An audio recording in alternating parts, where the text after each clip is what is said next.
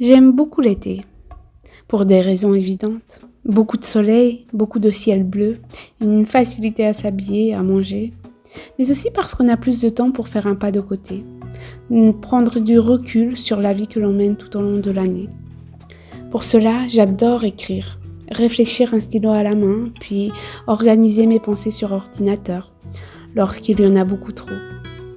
L'idée est de repartir fraîche et inspirée pour l'année qui vient.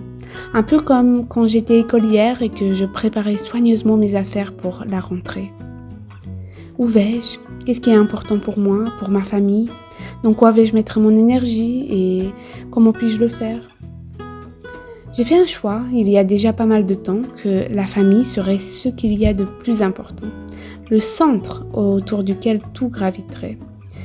Et quand je dis la famille, en fait, je veux dire la vie de famille, la vraie, celle qui vibre et qui n'est pas contrainte par une horloge, celle qui laisse de la place à l'émerveillement et qui ne rentre pas dans la cadence effrénée de l'époque, celle qui fait l'école buissonnière par amour de l'instruction, celle qui accorde une place de choix aux passions, aux activités non marchandes, à tout ce qui fait que nous sommes nous et que nous prenons plaisir à vivre cette existence et à expérimenter avec tout ce que nous avons à notre portée. Et puis il y a le travail, nécessaire bien sûr, celui de mon mari et le mien dans le foyer et un peu à l'extérieur. Mais le noyau de tout cela, c'est la famille, c'est notre vie ensemble. Ça m'a l'air si évident et en même temps c'est pas simple de trouver un équilibre. On peut facilement se retrouver à dévier de ce que l'on a décidé. En fait, plus que tout, il est question pour moi de vivre ma vie avec intention, de faire des choix éclairés, de s'y tenir, d'être cohérente, tout en acceptant les imperfections et les détours. Et puisqu'il est question de choix, voici quelques réponses qui me sont venues par rapport aux questions posées plus tôt. Je pense que ce que je veux pour ma famille, c'est une bonne ambiance. La base, quoi. C'est un terreau tellement fertile pour les beaux vécus, des fous rires chaque jour et des moments de partage, des traditions. On parle beaucoup de culture d'entreprise, mais parlons un peu de culture familiale aussi, de valeurs, de visions, d'objectifs communs, de relations intergénérationnelles. Il y a quelques mois, nous avons choisi avec mon mari notre mission de famille. J'ai été inspirée par le livre Take Back Your Family de Jefferson Bethke.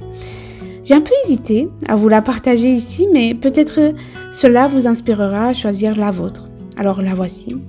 Réenchanter le monde à travers le beau, l'utile et le durable.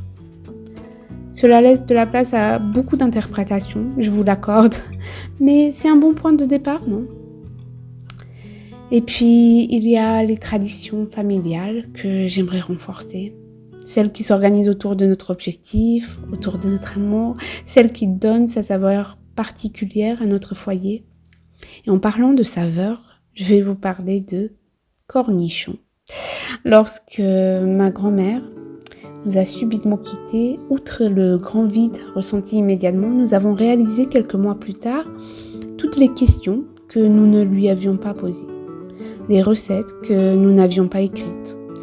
Et si par chance la plupart ont été mémorisées par ma mère et ma tante, sa façon de faire des cornichons a nécessité quelques recherches supplémentaires.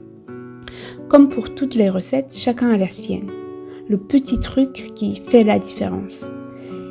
Et ma grand-mère avait elle aussi sa variante pour faire des cornichons, et nous nous sommes rendus compte qu'après, lorsque nous avons ouvert le premier bocal fait par nous après sa mort.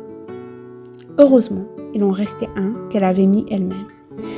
Nous avons alors scruté encore plus soigneusement les ingrédients pour déterminer lesquels nous avions mis en plus, en moins, les quantités nécessaires, etc. Et puis l'année d'après, nous avons constaté soulagés que la recette des cornichons de ma grand-mère n'était pas perdue. Nous avions réussi à retrouver le goût de notre enfance, celle de ma mère et aussi la mienne. Et vous, avez-vous une recette de famille que vous ne souhaitez surtout pas perdre? Je vous conseille de l'écrire sans attendre. Sur ce, je vous souhaite un bel été et de belles réflexions et vous dis à bientôt!